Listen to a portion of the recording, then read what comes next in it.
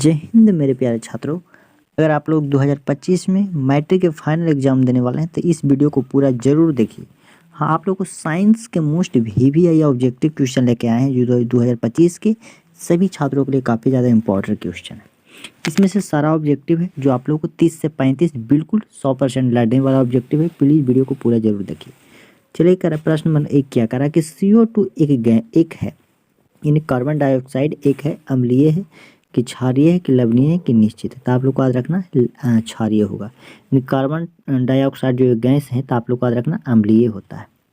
चलिए 2 नंबर प्रश्न इसमें क्या करा है कि अधातु के ऑक्साइड जो होते हैं प्रायः क्या होते हैं, तो ये भी आप लोग को याद रखना अधातु के ऑक्साइड भी होते हैं, अम्लीय होते हैं। चलिए 3 नंबर प्रश्न करा कि कॉपर पायराइड, आप लोग को याद रखना कॉपर पायराइड का जो सूत्र होता है CuFeSO2 होता है, एक अयस्क है। करा है कॉपर पायराइड एक अयस्क है तो आप लोग को याद रखना तांबा का है। किसका है? तांबा का। चलिए 4 नंबर प्रश्न इसमें करा है कि विद्युत अपघटन में ऑक्सीकरण होता है।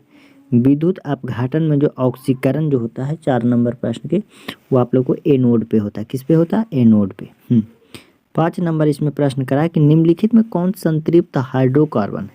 हाँ, C6H6 है, हाँ 6 है कि C2H2 है कि C2H4 है या C4 या H10 है। देखिए 5 नंबर प्रश्न का जो बिल्कुल राइट आंसर हो जाएगा वो होगा C4H10 हो जाएगा। हाँ 6 नंबर प्रश्न आप लोग बताइए कि हीरा एवं ग्रेफाइट हाँ समावयवी है कि समस्थानिक है कि धातु है कि कार्बन के अपरूप। आप लोग प्लीज़ जानते हैं तो प्लीज़ कमेंट कीजिएगा प्रश्न नंबर 6 के। चलिए 7 नंबर प्रश्न करा है कि अल्कोहल का सामान्य सूत्र क्या होता है? अल्कोहल का सामान्य सूत्र क्या होता है? तो आप लोग को याद रखना ऑप्शन जो हो जाएगा ए बिल्कुल करेक्ट आंसर हो जाएगा। 8 नंबर प्रश्न करा है कि निम्नलिखित में कौन सहसंयोगी यौगिक है? तो आप लोग को 8 नंबर प्रश्न का याद रखना है हाँ CH4 है जो सहसंयोजी यौगिक है। 9 नंबर प्रश्न करा, 9 नंबर प्रश्न ये भी ज़्यादा काफ़ी इंपॉर्टेंट क्वेश्चन है। करा कि कार्बन क्या है? अधातु है कि धातु है कि उपधातु है कि इनमें से कोई नहीं। तो आप लोग को याद रखना कार्बन जो है 9 नंबर प्रश्न के, कार्बन जो है अधातु होते हैं। कार्बन क्या है? अधातु। चलिए 10 नंबर प्रश्न करा किसी वोल्ट मीटर के स्केल पर 0 वोल्ट और 1 वोल्ट के बीच 20 विभवांतर चिन्ह है, तो करा कि इनमें से अल्पतम मापक क्या होगा? तो आप लोग को याद रखना 0.05 वोल्ट। चलिए प्रश्न नंबर 11 करा कि मनुष्य में प्रमुख उत्सर्जी अंग क्या है? तो मनुष्य के सबसे जो प्रमुख उत्सर्जी अंग है जो ब्रीक होता है जिसे किडनी कहते हैं। चलिए 12 नंबर प्रश्न करा है कि प्रकाश संश्लेषण के लिए निम्न में से कौन से कच्चे पदार्थ की आवश्यकता होती है? प्रकाश संश्लेषण के लिए तो आप लोग को याद रखना ऑक्सीजन। क्या चीज़? ऑक्सीजन। चलिए प्लीज़ वीडियो को पूरा जरूर देख कर जाइएगा। आप लोग को अगर साइंस में कम से कम 40 में 40 ऑब्जेक्टिव में नंबर लाना चाहते हैं तो। शरीर में सबसे छोटी रक्तवाहिनी कौन है? हाँ तो आप लोग को याद रखना बैना के बिल्कुल राइट आंसर हो जाएगा। 14 नंबर प्रश्न करा कि अधिकतर पादप नियंत्रक उत्पादक होते हैं, तो आप लोग को याद रखना है ये जो हो जाएगा हाँ बढ़ते तने के अग्रभाग पर और बढ़ती जड़ के अग्रभाग, यानी ऑप्शन डी बिल्कुल राइट आंसर हो जाएगा। चलिए प्रश्न नंबर जो हो जाएगा 15 का रहा है कि पुष्पी पौधों में लैंगिक जनन किसके द्वारा होता है? तो पुष्पी पौधों में जो लैंगिक द्वारा होता है आप लोग को फूलों द्वारा होता है।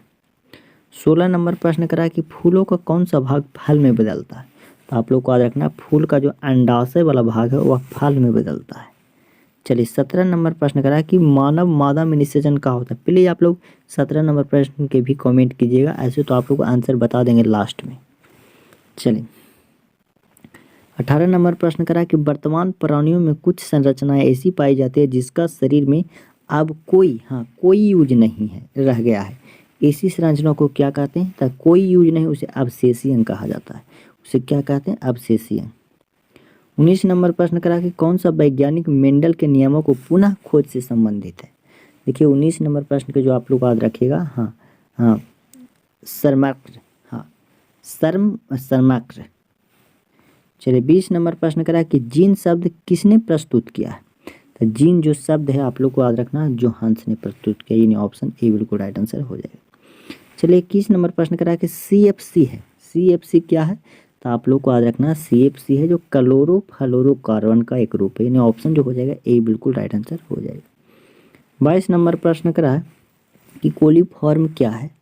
तो आप लोग को याद रखना कोली जो फॉर्म है, जो आप लोग को याद रखना एक जीवाणु है। क्या है? एक जीवाणु है।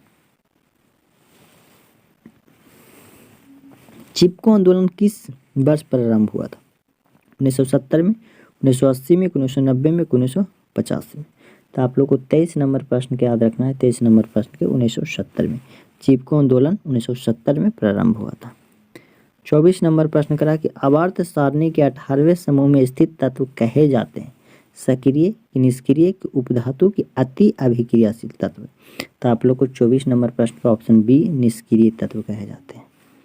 चलिए 25 नंबर प्रश्न करा कि मोटर गाड़ी में चालक के सामने लगे दर्पण होते हैं, लगे जो दर्पण होते हैं उत्तल होते हैं। कौन से होते हैं? उत्तल।